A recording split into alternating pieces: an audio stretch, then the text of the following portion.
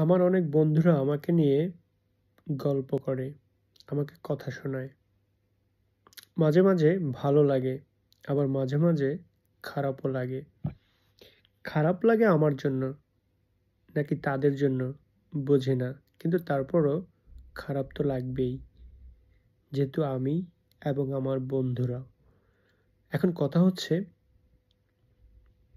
আমি নিজেকে এত সস্তা করে রাখি তাদের কাছে, সবসময়ই তাদের জন্য আমি অ্যাভেলেবল থাকি। যেকোনো সময়ে, যেকোনো প্রয়োজনে।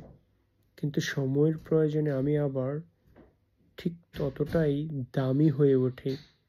একবার নয়, 1,00,000 বার নয়, 1,000,000,000 বারও তারা আমাকে খুঁজেও বের করতে পারে না। এতটা দামি হয়ে উঠে আমি। মোরাল অফ দ্য স্টোরি, সময়ের মূল্য দিন এবং